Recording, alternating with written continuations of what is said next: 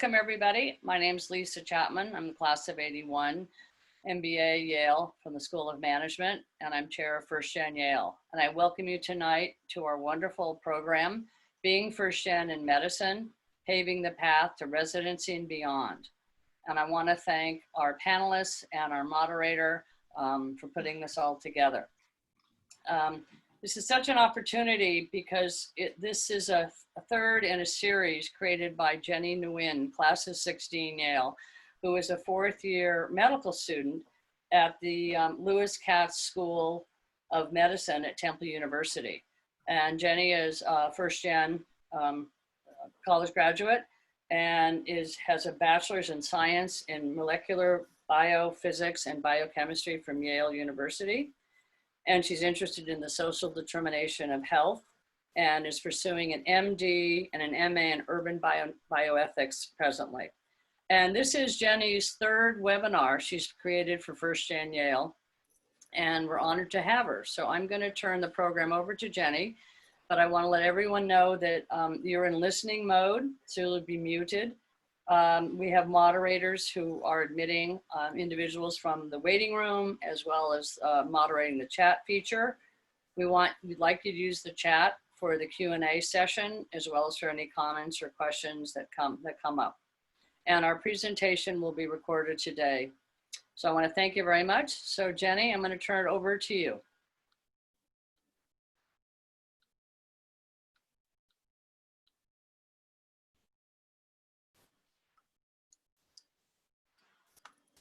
Where's Jenny? Jenny.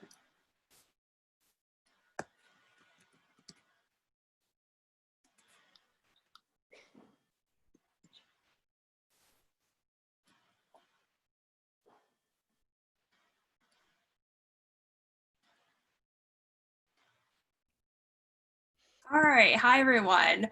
I'm unmuted now. So hi, my name is Jenny. Thank you for the kind introduction, Lise. I know that going through my journey through medicine, at least, finding meaningful mentorships and meeting people who continuously inspire me has been such a source of,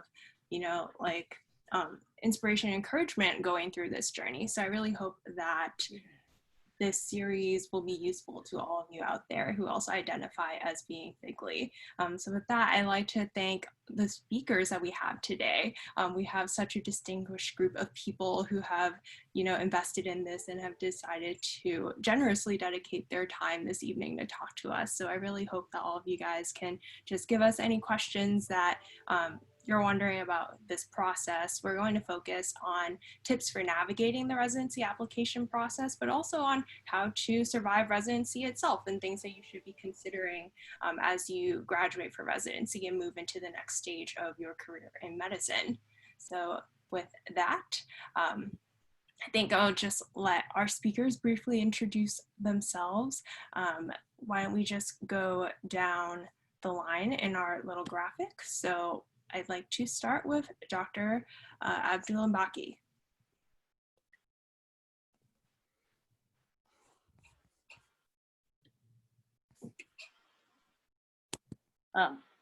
Mukunda, you're muted. Here we go. Okay.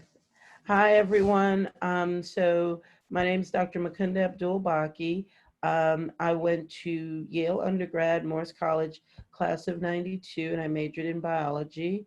And then I went to Yale Medical School, class of 97/98, because I took a year off to go up to Harvard to do a master's in public health, focused on maternal child health. And so I graduated Yale and Harvard the same year, 1998, with the MD, MPH. And then I did my residency in OBGYN at the University of Pittsburgh, Magee Women's Hospital. And it was a great experience. And now I've had different practice opportunities, but now I'm practicing probably for the past 13 years in my own private practice in the rural South.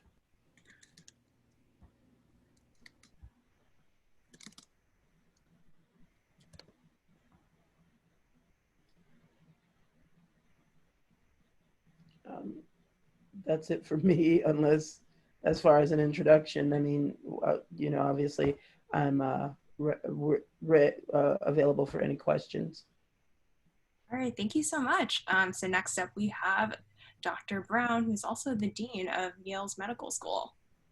Thank you. I am Yale class of 81, Trumbull College, MB&B major. I took a year off and then went to Harvard Med School, graduated in 86, and went to Vanderbilt as an intern and stayed there until February 1st of this year when I returned to Yale. And the last thing that I did at Vanderbilt was serve as chair of medicine for 9 years. So spent a lot of time interviewing resident candidates. And I've very much enjoyed being back in New Haven, although it's been a bit eventful, I would say.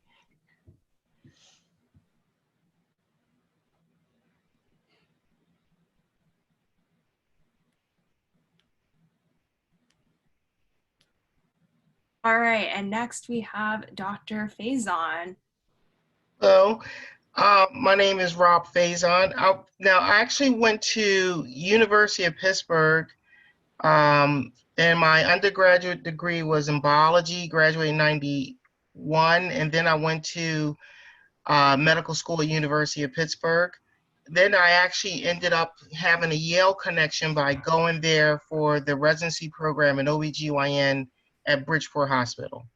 So when I was in Connecticut, I lived in Derby, so right down the road. And so it was kind of nice to do my repro and GYN onc at Yale, and then we did our generalist stuff at Bridgeport. I then was in the Air Force for a little bit from 2000 to 2004.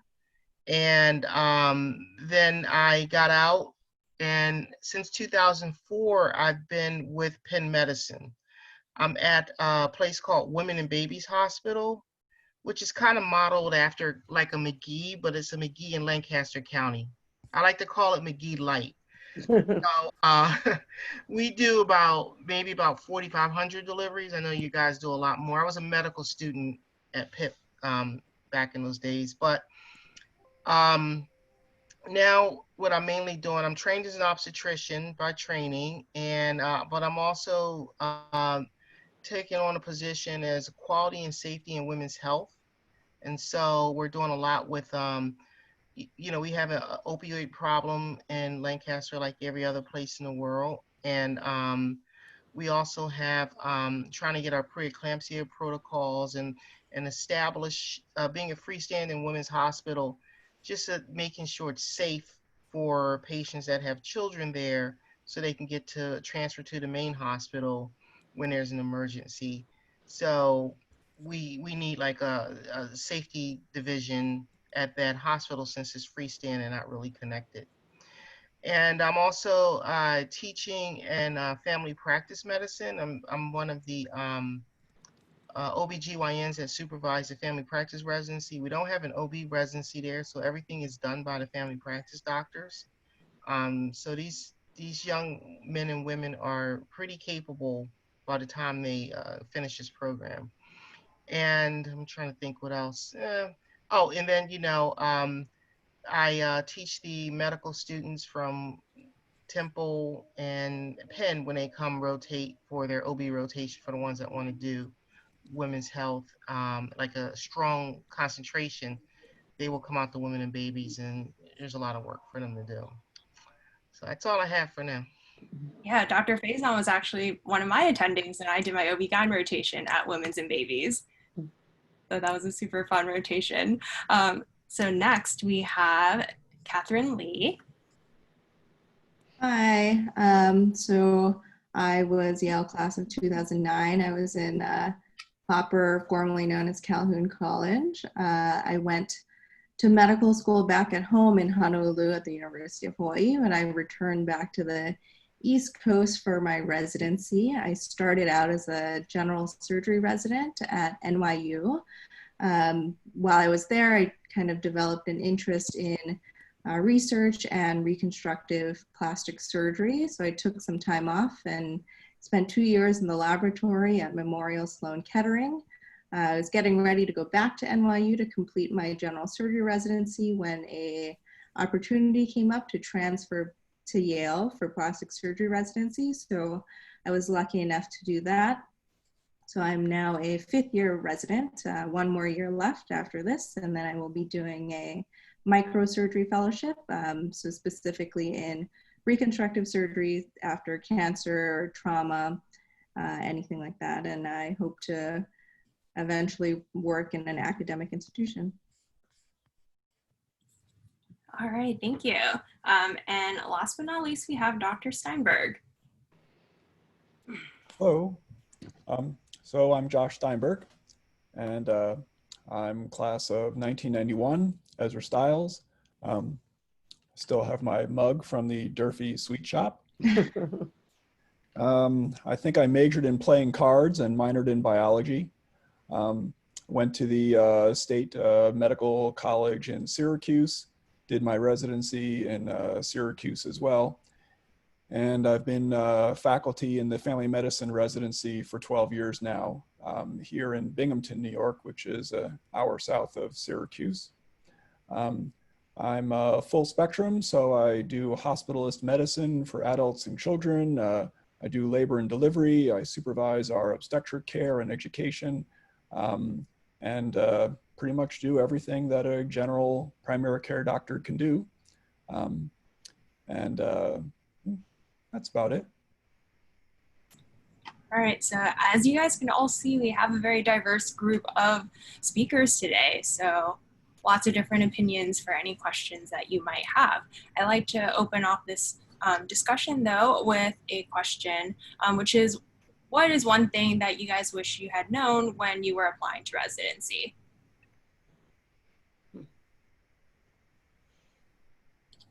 I think that it's okay if you don't get your first choice, just because it's this complex matrix of them wanting you and you wanting them, and then all these other people in the country where they want to be.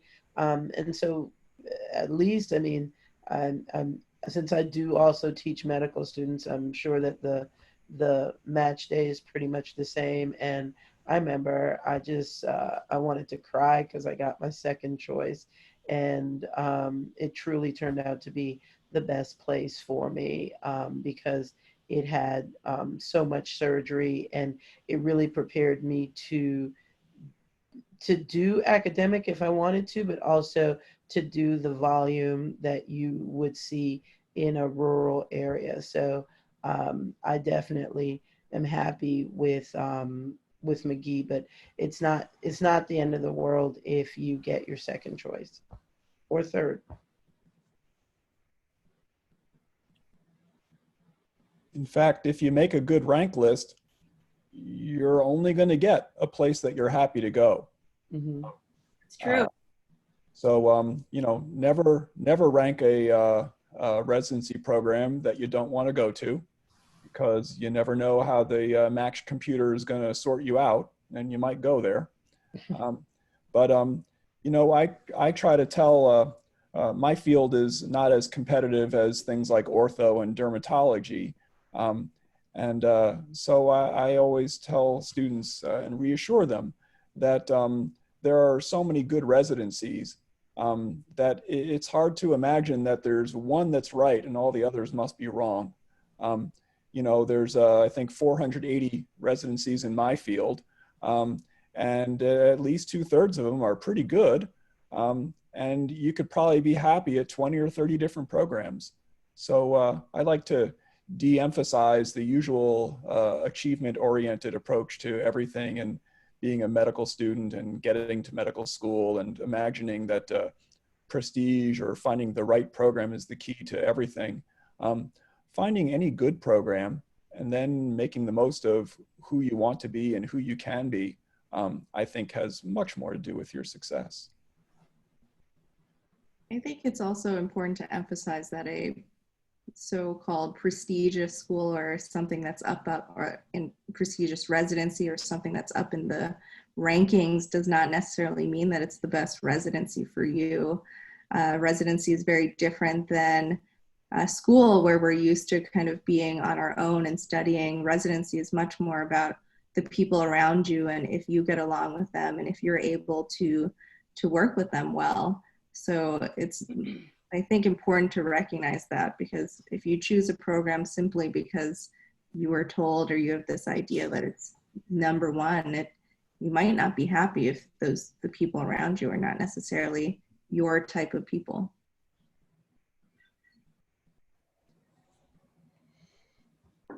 I think I share two pieces of advice with people when they ask me about residency. And one is really do find a mentor or someone to advise you. Take the time talking to a clerkship director, the residency program director at your institution, to learn as much as you can about the characteristics of the programs.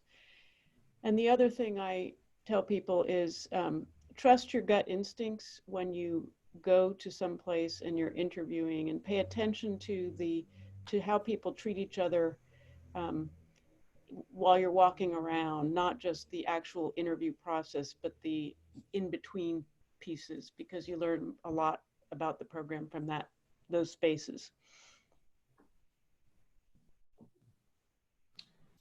Can you unmute Dr. Faison? He sent a thing. Oh, there you go. Thank you. No, I think you guys all covered all the bases of what you need. You need to be happy in residency. I definitely has come a long way since I was a resident. In those years, they didn't really have the hour restrictions, and you know, and a lot of times the residency programs were toxic and competitive. And like you said, everybody's saying the same thing. You need to be generally happy. You also have to understand that being a doctor is a lifelong process. I met many people that come from some prestigious residencies, and I was more impressed with the person who might have done a DO residency or a supposedly not as prestigious residency, and they seem to be really capable doctors. So your residency is not going to define you unless you really want to use as a stepping stone to get fellowship. It's what you do when you become a doctor, and it's the life learning that you have to do. You have to stay on top of your game and acquire new knowledge. I mean, for example, when I graduated from residency, they didn't have the robot, and I had to go back and I had to get the training and the education. And, you know, I end up, to this day, I'm now a proctor for people who want to do robotic GYN surgery. So there's going to be so much that's, you know, there's two problems. Well, they say it's in residency all the time when I was in residency. I don't know if they still say this, but they say 50% of what you learn is a lie, and we don't know which 50%. So that was an old-fashioned saying, and I think if you take that to heart, you're always going to want to push yourself and gain knowledge as a physician, and that's your job. Physician is Latin for teaching, or maybe Greek, I'm not sure, but it means teacher. So that's your job as a teacher. You have to make sure that you're constantly learning. Yeah, thank you for all of these very good pearls of wisdom. I think that's a wonderful point. Like, you really have to be able to find a program that you think would be a good fit for you. But I guess during this pandemic right now, a lot of people are wondering, like, what's an appropriate or acceptable way to be finding out more about these programs? Like, how should we be reaching out to residents maybe, or to PDs? Like, what is considered acceptable? Because we definitely don't want to be bugging them or asking them, you know, questions that might be too specific or too vague. That's a difficult one. Not that I mean to talk on a turn, but you almost have to say, how did the program treat the residents during this pandemic? I mean, actually, this is a great time to ask questions, because some programs just took their medical students, finished them up early, put them in and sent them out there to start working on the floors. And that's not exactly, what are you going to learn if you're going in a general surgeon and you're working on a COVID floor, or if you're going to OB and they put you on a COVID floor. So I don't know what's going to be the downhill problem with what I've been seeing lately. And but I think we're going to have a lot of residents that's going to graduate who are going to need a lot of assistance as attendings. I deal with a lot of new graduates as attendings, and you have to invest 4 years in them before they're ready to really go on their own nowadays. It seems like we're getting a whole new breed of people who are coming out of residency, but this is a great time to ask, how were you treated? What did they do with you during this emergency? And to kind of piggyback on that, I think it's important, if you're going into a surgical field, to know, like, on average, what numbers do the residents graduate with. When you guys talked about prestige, that was my number one and number two in my mind. 20 years ago, I thought going to the University of Pennsylvania was more prestigious than going to the University of Pittsburgh McGee Hospital. And so I had ranked Penn number one and McGee number two. But in reality, the McGee residents, not to throw shade on anyone, were just a lot better trained because of them being a tertiary care center for basically 3 states. We did about 10,000 deliveries a year. We were a transfer center for Ohio, West Virginia, and Western Pennsylvania. So everything came there. And so you want to, especially, I can't speak for family practice or peds or anything else, but for surgical specialties, you, I think, really need to ask the residents, how many hysterectomies are you finishing with? How many, laparoscopic, robotic? How many vaginal deliveries do you get to do? How many forceps? How many vacuums? All of those things, because, again, speaking for OBGYN, which, it has the surgery component, the tactile and your ability to get your hands on something is a world of difference in how well you're trained.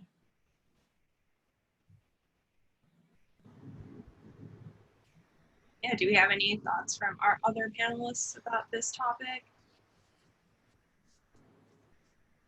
I think, speaking for myself and some of my co-residents, I think any of us would be happy to answer questions from applicants. I think our program director is probably much busier than we are, but residents are a valuable resource. I know when I was applying to residency, I used my network as much as I could to ask around to see if people could put me in touch with residents at programs I was interested in.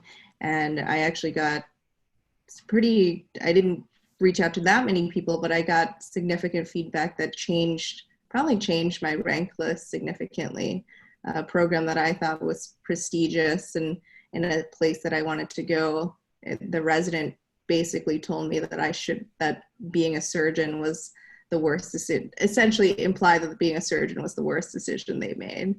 So I did not rank that program highly. Yeah, it's really an important point that if you talk to us faculty types, we usually have nice, if not rosy things to say about our own program. Probably because most of it's true and some of it is aspirational, and we always want to attract good people. But the best way to know the truth about a residency program is to talk to the residents and to ask them, how are they respected? How well are they treated? Are they given a good balance of education and service to patients with patient care? Because if they're getting all education and not enough actual patient care, then they're not going to have enough procedures and experience. And if they're doing all patient care and not getting enough education, then they're not going to be thoroughly knowledgeable and ready to do the important thinking. when you're independent and don't have anyone else to help you. And plus the residents will tell you what the attitudes are, what things are going well, what things need to be improved. Every program has its strengths and weaknesses. So the best thing that you can do is to talk to residents, maybe ones who came out of your medical school a year or two ago. Maybe you know them, maybe you don't, but that's an easy way to call them up and say, hey, I'm from your medical school. I'm a couple years behind you. Can you talk to me about this program? I remember that back when I was on the interview trail, which was a long time ago, we were told, and I believe it was true, that the happiness of the residents is proportional to the fertility rate. So if male residents and female residents are getting home to their spouses enough to see each other and happy and well balanced enough to be optimistic and even romantic, and then their program gives them the time and the space and the flexibility to start their families, then that says a lot of good things about a program. And I certainly saw lots of babies in the residency in my program. So that was a cute one. But residency is really your first job. And as your first job, these will be your first partners. And you've got to be happy with them. You've got to feel like there's a good climate, a culture of support, looking out for each other. And if you can find that in a program, it's going to really help you have a good experience. So do all that you can to learn about the inside scoop on how programs really operate. All right, thank you. Yeah, on a related note to that, somebody here had asked, like, other than virtual meetups with residents and faculty members, what other methods do you think programs are planning to use to introduce themselves to applicants? Well, I can say that, you know, in addition to having virtual interviews, nationally there are not going to be externships and where you're traveling, sub-internships, traveling to other institutions, and that makes that very hard. And we've thought a lot about how do we expose people from other schools to Yale, and so we're setting up some virtual sub-Is where people can come and participate in didactics and participate somewhat in care, but learn in particular about the subspecialties that in which they're interested. Yeah, that's a really creative solution to this. I guess that's one thing that a lot of medical students are also wondering, though. Should they be trying to do virtual away rotations, or be doing, you know, an in-person rotation at their home institution where they can actually have the clinical experience? Yeah, I think both is the answer. You know, that you certainly need that clinical experience, but if you're really seriously thinking about going somewhere, it's good to get a sense of the values of that place and learn a little bit about it. Yeah, and I don't think the virtual sub-Is, at least in our virtual sub-Is, only a week, so it's not that significant of a commitment, but it will, from what I understand, include inclusion in our didactics, but also a video every day of a different surgical OR specialty within our, so somebody will be filming a case from each of our subspecialties: breast surgery, breast reconstruction one day, craniofacial surgery the next day.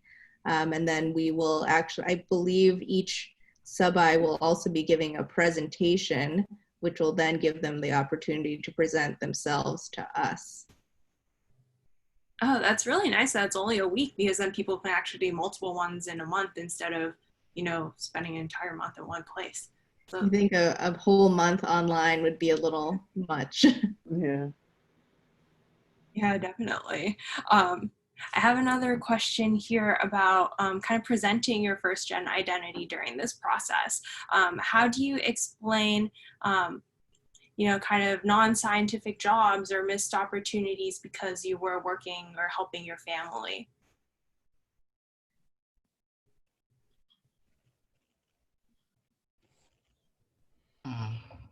That's a good one. I've done something to my Zoom. Hold on. I can't figure this out now. Well, we can see you and we can hear you. Okay.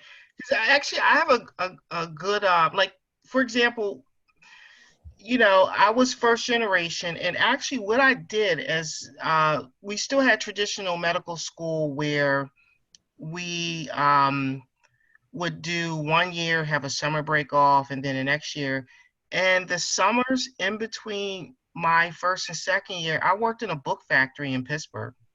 So I worked, I mean, I had to, while my, if you work these non-scientific jobs, I mean, I think it's a good idea to probably kind of keep that stuff to yourself. This is just my suggestion.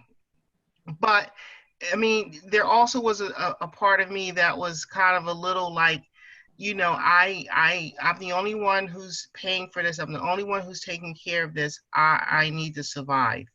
Um, I didn't really think anybody really cared about your non like scientific jobs, as long as you were working and being productive, and as long as you I mixed the two. I also did research on infant mortality in Pittsburgh during the day, and then at night I worked in a book factory.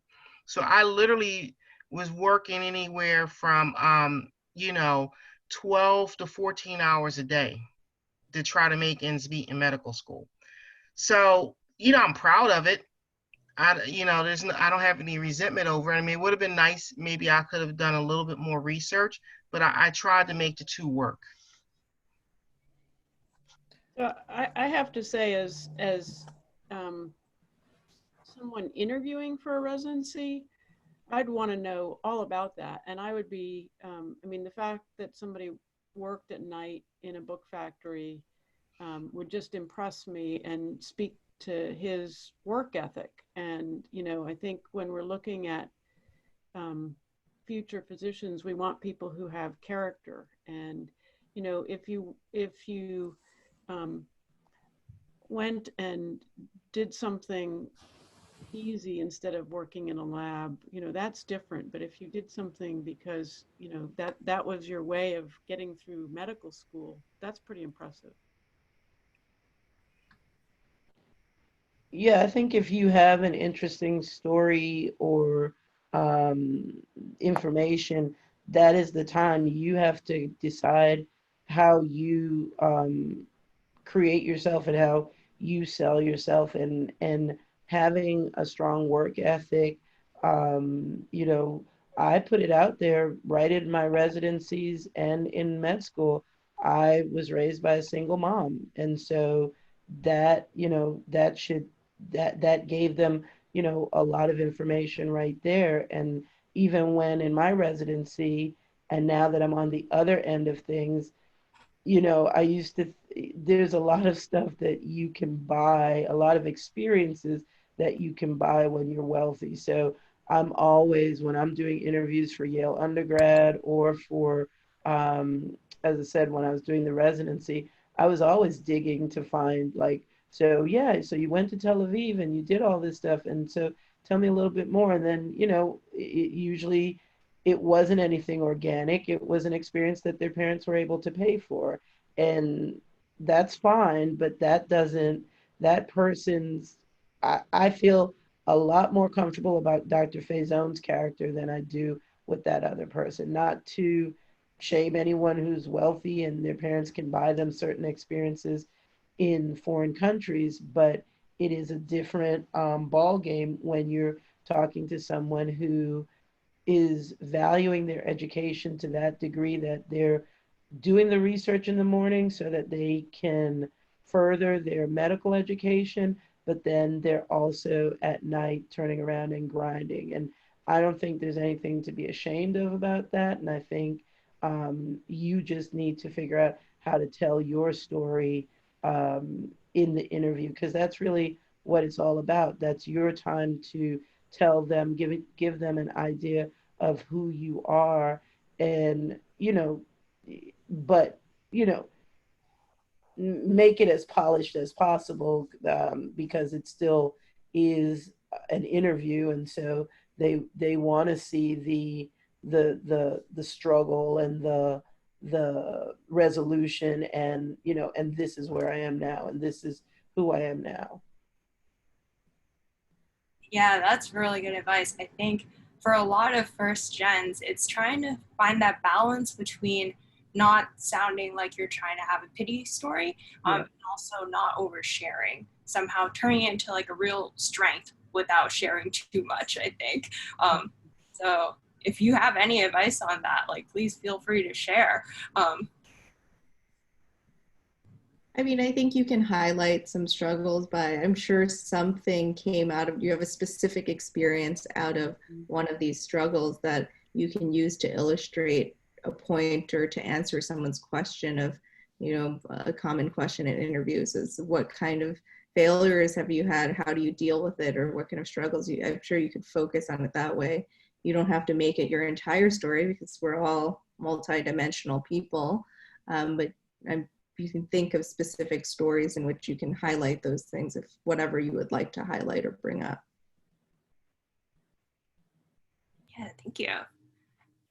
So our next question is from one of our audience members. It's, what's your sense of how the interviews will kind of be structured because they're online?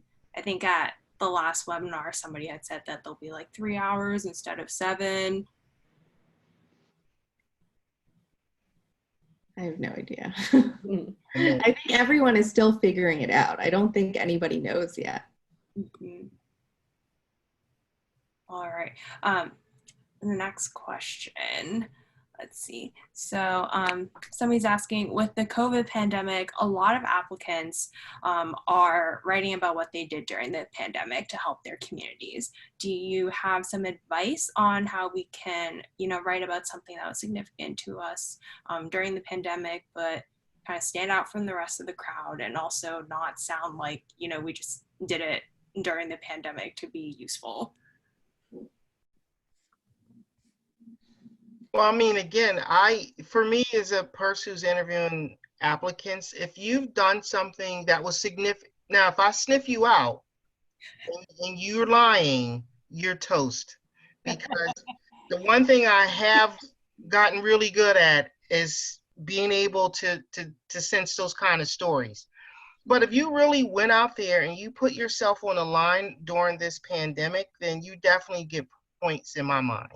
Because if you put yourself where and anybody who's in clinical, we're being exposed every day, and plus being in a group that's highly represented in the deaths. So every day I leave this house, I put myself on the line. So if I hear that somebody has, for me, like that really hits the soft spot, if they really did something and they're legit about it and really went out there and helped in any kind of way with the COVID, I mean, that's just great. Okay. I actually wanted to go back to something that Dean Brown had mentioned earlier. I was wondering, what are some common strengths that you've noticed in successful first-gen applicants? So I would say resilience. It leads the list. Medicine is hard, and knowing that someone is committed and has overcome adversity, it goes a long way for me. I think also to piggyback on what Dr. Faison said, it's important to be authentic. Like, again, I just remember when I was doing the residency interviews at Pittsburgh, we would get people, I think a lot of times people will put some type of public service on there because that's what they're supposed to do. And if it's not your heart and it's not your passion, don't just put it on there. And, because I will ask questions about it, and then, and that's what happened. Her whole story kind of fell apart because really and truly her passion was the theater and medicine, but she then decided to kind of just throw some type of reading program on with kids in a housing project. And it was clearly something she only went to like a couple of times, and it just all fell apart. So needless to say, because of that type of sham, again, it didn't make me feel like she was authentic. It made me, because people are looking, the residency, you have to realize, is a very tight group of people. I don't know of many residencies that are more than like 10 per class. Like my class was at McGee, and we were one of the largest OBGYN classes, was 9. And so there are even programs that will just have 3 or 4 residents per year. I'm certainly within plastics. Dr. Lee, how many? Exactly. We just expanded to 3. Exactly. So these are people, you don't want someone who's going to lie about whether they did a reading program with poor kids, because does that mean they're going to lie about whether they really looked at the incision? Are they going to lie about whether the person has a temperature? It's all of those things, and your character shows through. And so when you are not authentic and someone like me figures it out, then you're not going to pass go. At least that's not something that I'm going to feel comfortable, because again, it's a tight group of people, and you don't have to like them all, but you need to at least trust them, because you as a physician are dealing with people's lives. Yeah, definitely. Do you guys have any tips for surviving residency itself? So once you get into residency, looking back, what are some things that you want us to be thinking about?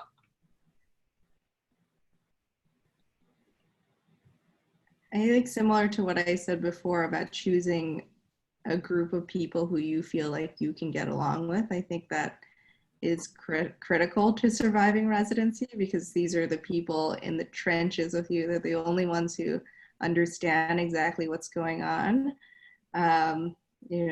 Even outside of the hospital, it's the only thing we ever talk about, really. We have to force ourselves to talk about other things. So if you end up with a group of people you may not be happy with, I think that's very difficult.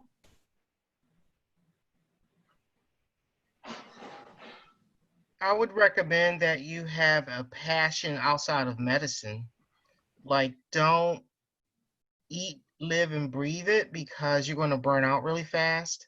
So you have to do something that you like. I mean, it doesn't matter. I mean, some people are artists, and those are some of the most interesting people you run into sometimes. So I would just have an outside of medicine passion, so you don't become annoying to your coworkers, right? You don't want to be with the person they just live it, eat and breathe it, and they get on your nerves, and they want to text you on your personal time about patients and stuff. But you also don't want to be a slacker where they're chasing you down and trying to find you. So it has to be, you need balance.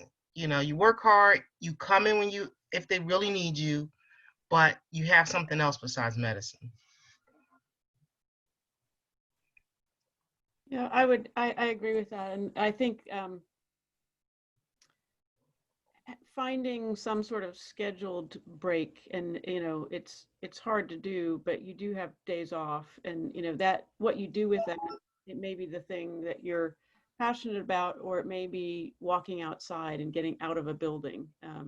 So I think that's one thing. It's resetting. And then the other thing that others have mentioned is residents are tight-knit groups, but sometimes people are afraid to share things. They're afraid to share their fears or their ignorance. And I think it's really important to ask questions. And you'll find that that you have a lot in common with people as you do that, particularly beginning, but also around about February, when everybody's tired and you think you're supposed to know things. And during your internship year, it's good to reach out when you're feeling like you don't know something. Yeah, we have a question from the audience from Osa. So how do you survive when you are the only one or one of few residents of color, or one of the few Figley residents? This is exactly what I was going to ask you guys next. So amazing question, Osa. You said what? Huh? one of the Figley? Yeah, first gen or low Oh, income. oh, now it has a name. Oh, okay, all right. Didn't have a name back then. No, you just toughed it out back then. Totally different generation. Broke. Okay, now you're called Figley. Okay. A long way. Well, let me just say from experience as a Black male, I don't know what the race of this person is or what they're asking if they're of color, but you kind of have to, boy, do I wish I had a mentor, or I would have, let me take it back, a mentor or somebody I would have felt comfortable being my mentor. Like there were some older men, but they were just so much older, that I really didn't relate to them. But I kind of wish there was like somebody maybe 2-3 years ahead of me to give me some guidance on understanding that unfortunately patients still see your color first and they see you as a doctor second. And so that's very important. And you are going to have to develop techniques that you need to sort of counterbalance patients' racism as you're trying to provide care with them, and so that's one. If I can give somebody a bit of advice, I would say if you're going to be a young man or a man of color, you need to go in that room and you need to know your stuff. You need to be confident, and we really don't get a chance for making too many mistakes in this business. So it's just I don't even know, like that. You just open up a whole can of worms because there's so much that you have to deal with. You're going to get it from everybody. I mean, I got it from even the cleaning people who thought they can talk me any kind of way. And as when you are young, you kind of have to tolerate it, but as you start to move up the ladder, you can start sort of checking people and putting them and saying, you're not going to talk to me like this. You need to calm down. I've had to, like I've seen people say, like when President Obama was the president, say racial stuff, and I'm the only person of color in that surgical lounge, and I had to step up and say, if you don't stop it, you're gonna wish I'm gonna make you stop it. Now, granted, I don't want people to come in as an intern and do that. I put my time in grade where I can kind of check people that are saying inappropriate things. But I think when you're just starting off, you are going to have to be a lot more political in your and just kind of educate people on it's not appropriate to say racial things about the patients, but at the same time that's going to bite you in the butt because then they're not going to want to work with you. So you really have you have to walk a line between trying to get your education, trying to advance through the system so you can actually turn around and make a change. I think it's going to be really difficult to walk in first year intern thinking you're going to create all the racial injustice in the hospital.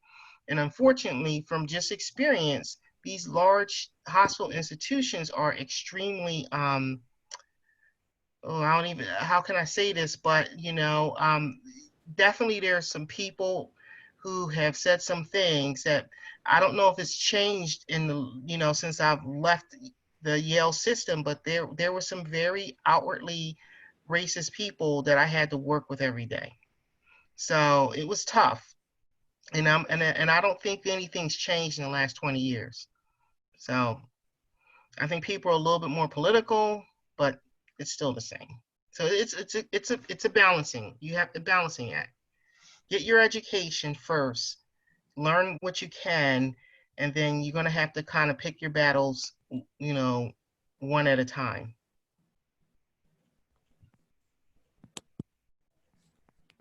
Yeah, thank you for sharing that. Do you have anything to add maybe as a woman of color in a surgical field? Dr. Abdul Baki?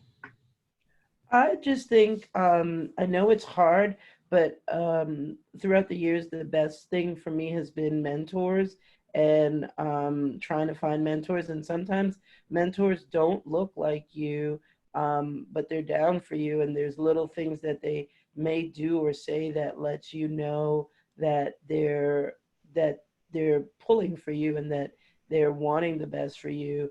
It really just takes one person in power to make a lot of changes. And for us, it was Dr. Crumbleholm. He was the head of the residency director at McGee Women's Hospital.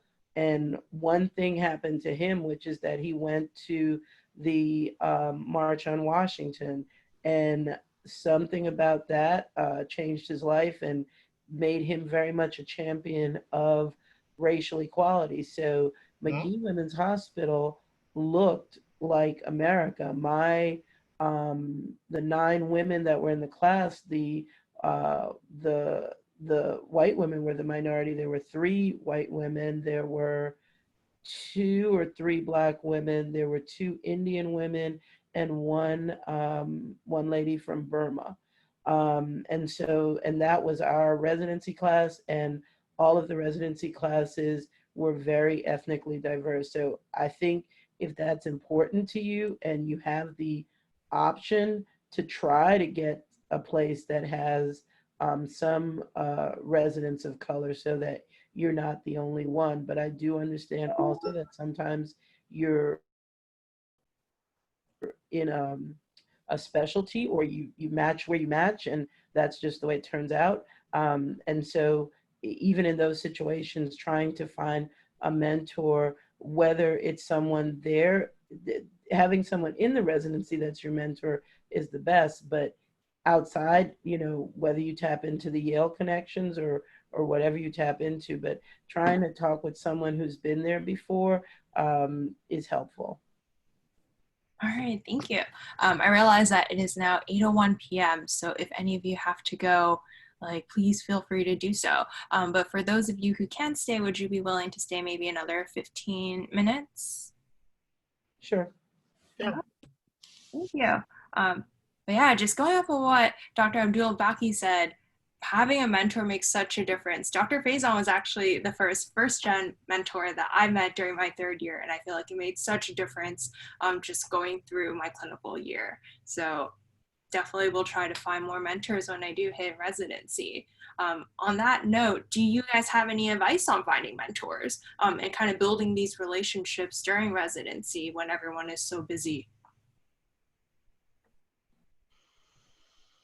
I think it's important to recognize that you may not find just one mentor. I think this was mentioned already. You may not find the one person who embodies everything you envision.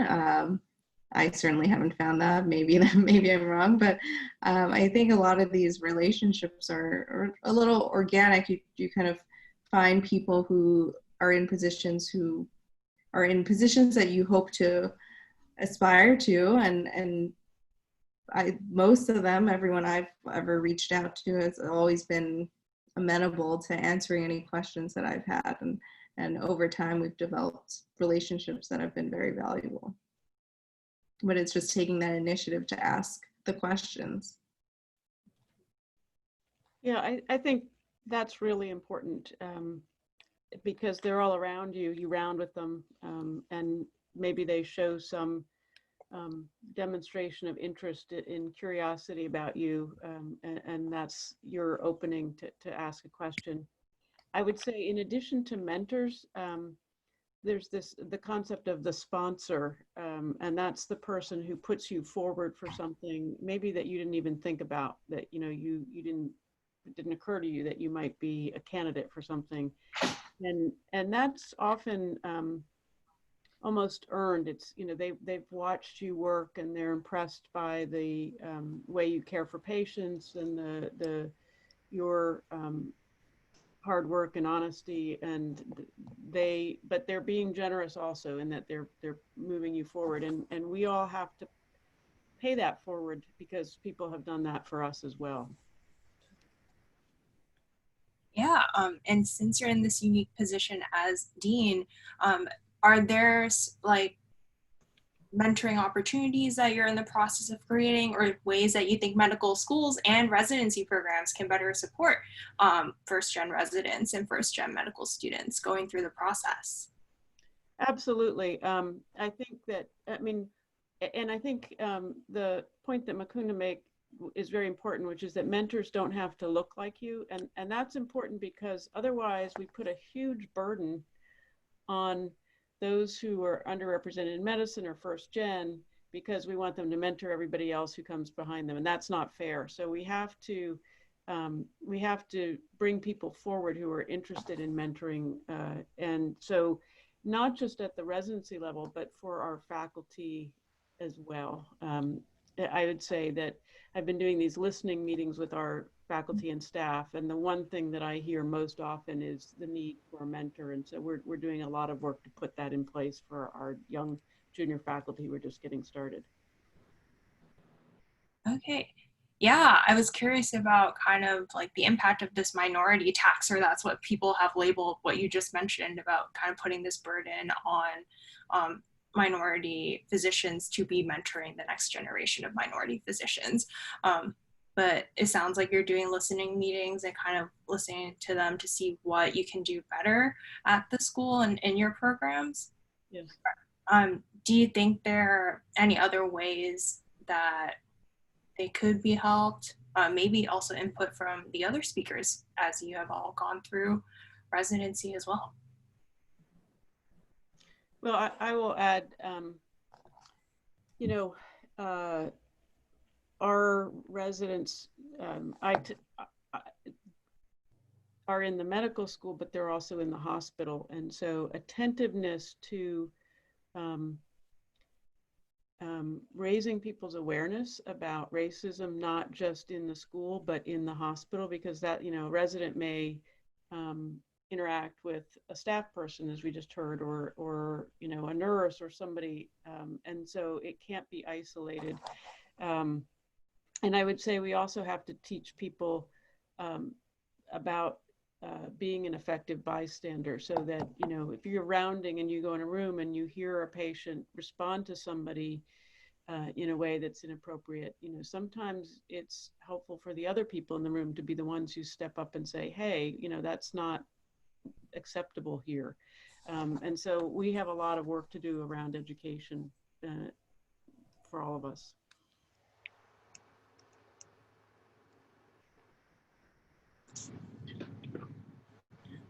I think one piece of one hard piece of finding a mentor is that you sort of have to. A mentor is someone with at least a little more wisdom, a little more experience, who knows how things or people or systems work, and can share that with you. So I think it's important to be humble and willing to say, hey, I'm interested in this this field, this aspect of medicine, this community program, but I don't really know much about it. Can you tell me more about it, or who can tell me more about it? And that's a hard thing to do, because as you move up the medical path, you're always supposed to be impressing people with how you've got it all figured out. So I think it's challenging, but it pays off to admit the things that you don't know as an introduction to asking for help. And it sets a good model for other people, and it always wins a good response in return. Just today, I had an idea about a project I might want to do. And I know I don't have the right kind of person locally to advise me, but I know a great guy 60 miles up the road in Syracuse, where I used to work. And I called him up, and he gave me a half an hour of his time, because he really does know the ins and outs of planning a project.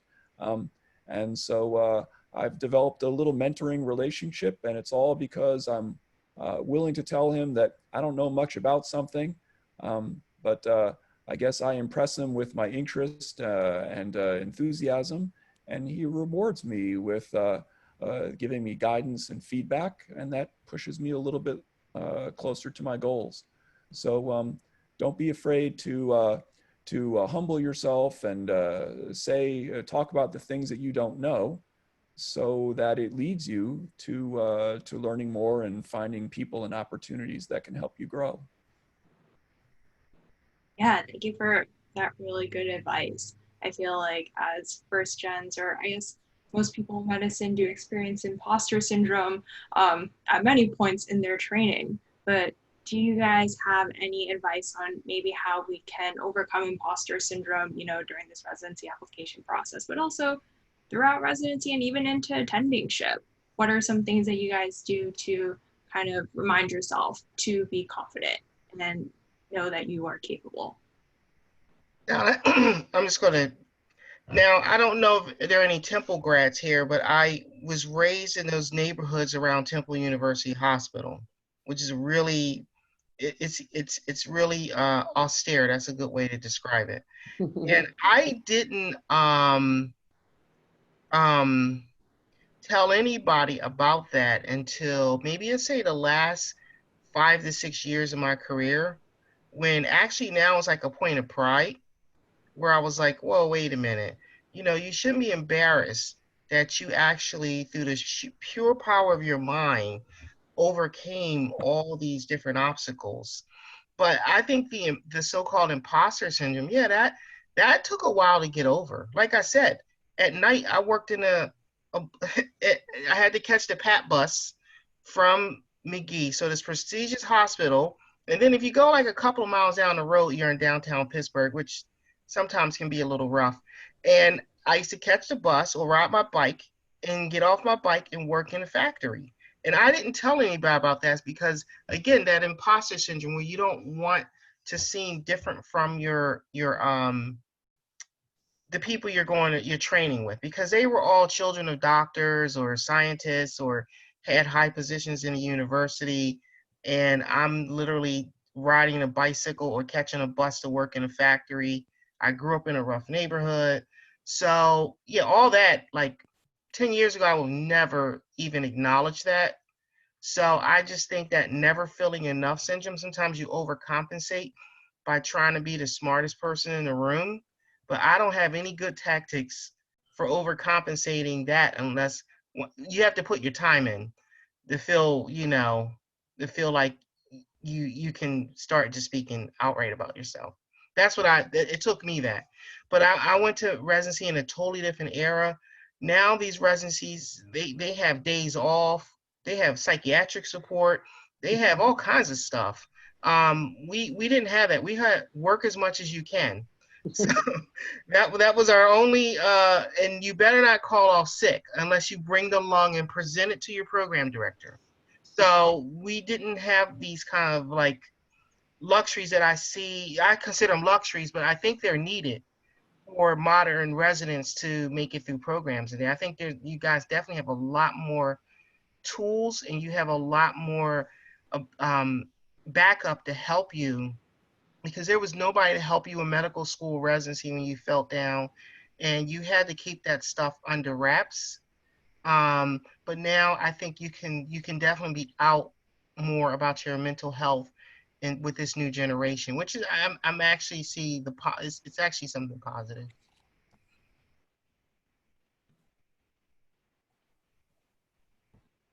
Yeah, it's really good to hear. Yay for wellness initiatives in residency and beyond. I know, like last time I had spoken to you, Katherine, you had mentioned that one of the things that you were really seeking during residency was like sponsorship, right? Or like mentorship. There's actually a question in the chat right now about like advice on developing a sponsorship as opposed to just a mentor that you would go to for advice.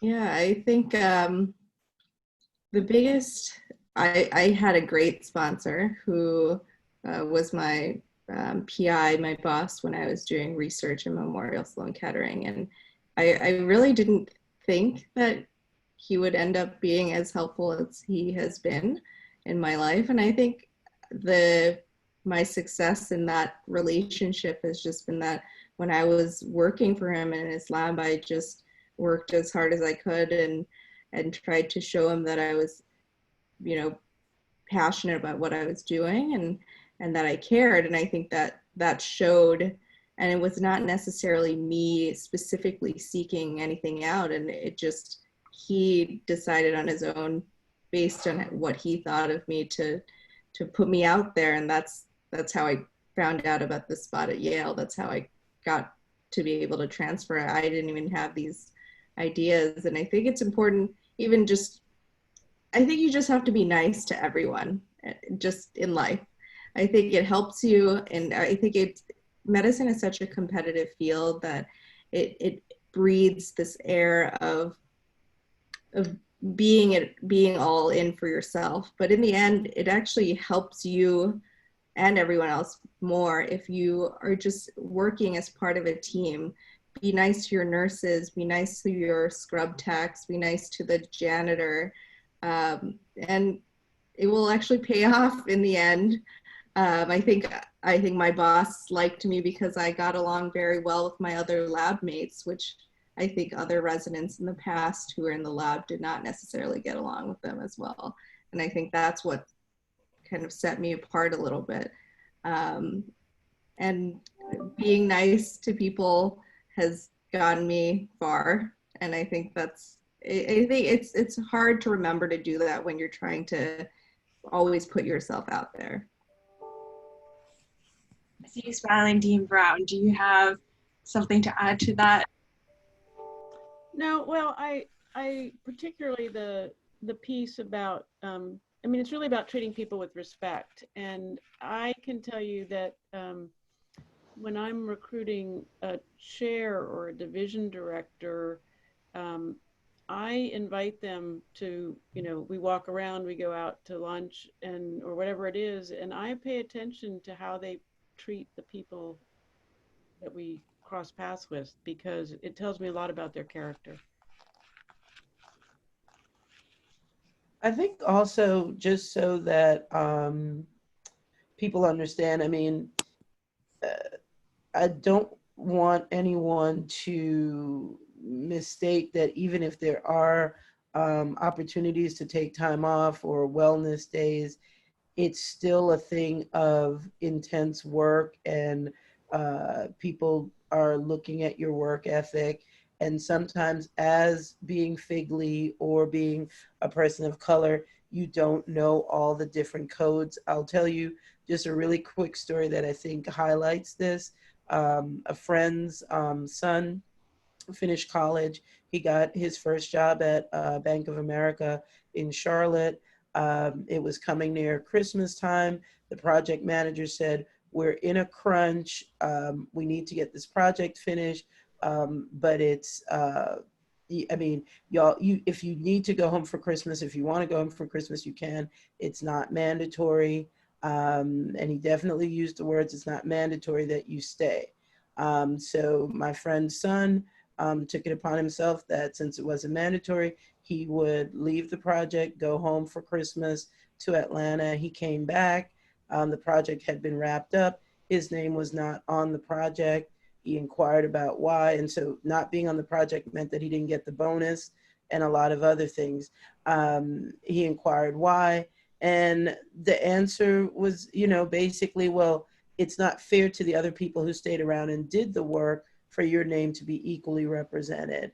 And I think Figlys and people of color, not having been in these spaces for as long, don't understand the hidden languages and the hidden expectations. And so, and I don't know what residency looks like now, because I did it, I can't even believe I'm like old now or whatever, but I graduated from McGee in 2002, and that was before the commission and the bell and all those things that limited hours. So we easily could work 80 hours a week between call, and there was no guarantee to get a day off after call. You still had to round if you were doing something intensive like gyne onc.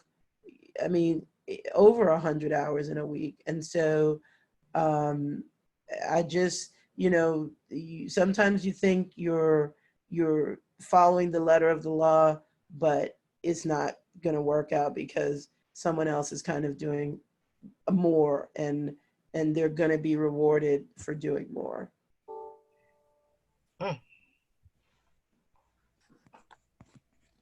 Now I did see, I saw in the chat box, and somebody asked about military service.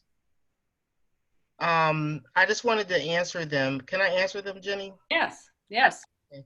I mean, I would approach that with caution. That's what I can say. If you, for example, I went in from 2000 to 2004, and I thought, okay, I'm here, I'm paying my time back. From 2000 to 2004, 9/11 happened, and I found myself in Iraq. So you have to understand, if you're going to get involved in that lifestyle, it can go easy for you and pay your time back, or you could find yourself crawling in mud or sand or God knows what in a part of the world. And there have been physicians that have lost their life. So I just want people to understand, who's thinking about going in the military, that you're signing up for an unpredictable lifestyle. I think when it goes great, it goes great. But for some people, unfortunately, it's not went that well. And, now if you want to serve your country, and I felt a need to serve my country, that's why I wanted to go in, but I would not go in because the scholarship or finances or things like that. You can pay that off when you become an attending. So I would not, now somebody's asking, were you a battlefield surgeon? If you are a surgical specialty, and unfortunately OB does count, you are a battlefield surgeon. If you are a non-surgical specialty, you don't have to become a battlefield surgeon. So that's why I told you, you got to be careful if you decide to make a decision to go into the military, because it can be life-changing really fast. And I saw a lot of people that were very upset because they thought they were getting a scholarship, and the military, once you join, they control your decision for residency too. And that's what people have to understand. So you're not just joining the military, they will take over your education, and they will determine. I've seen people diverted from surgical residencies into medical residencies because they had more than enough surgeons that were on reserve, and plus of the type of wounds that were happening, and plus the fact that you can convert OBs and other type of I don't even know what to call OB, but they're still considered surgical residents. You can convert them, but I saw lots of people converted to medicine residencies that wanted to be surgeons. So it's something you really got to understand if you ever sign up for that. And I will always recommend talking to a person who served, because the recruiter is going to tell you whatever they want until you sign a dotted line. And when you sign a dotted line, unfortunately, your government property, like I said, they can determine your residency, and then you have certain limitations on your life. Obviously you're not allowed to smoke or drink. You can't have tattoos, all the things you have to do for the military. So it can be very restrictive for people that are a little bit more laid back. I'm just giving a warning to the persons that are back and forth over the military. They can talk offline if they want some advice about that.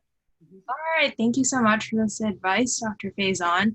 And to Elijah, you can feel free to send an email to 1stGenYale@gmail.com if you want to follow up with any more questions.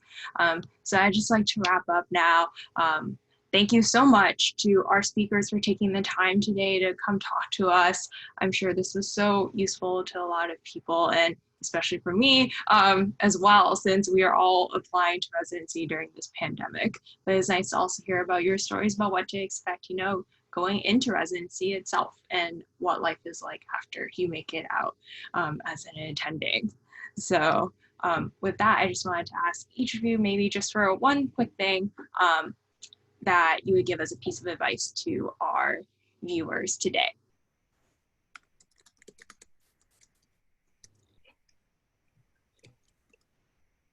Oh, okay. I guess I'll go. Be nice. I think Dr. Lee said it the best.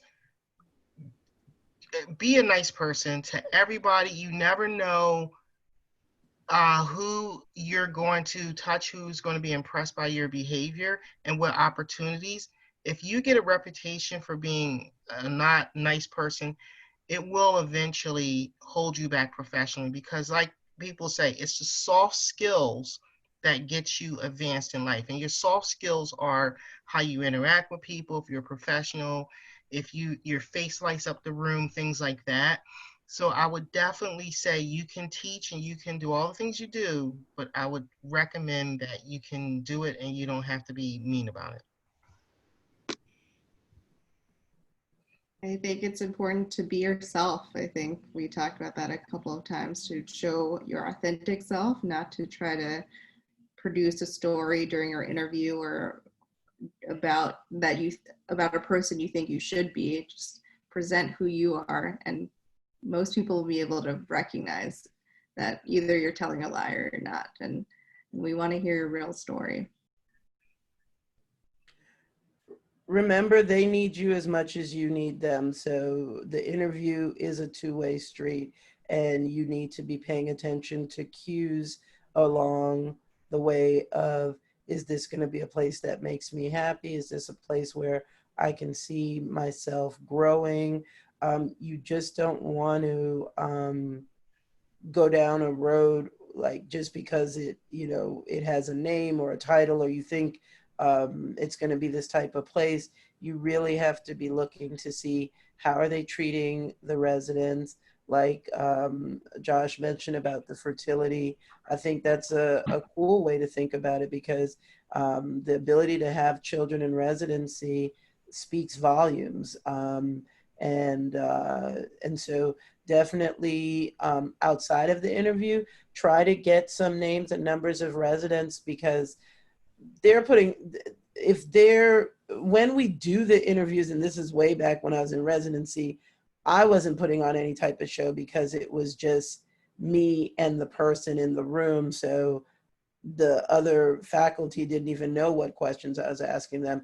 If the interviews are going to be like this, then of course the residents are not, they're not going to tell you anything that's damning about the program if the next box over is their residency director. So it's important to get the names and numbers or emails so that you can get some real questions answered behind the scenes.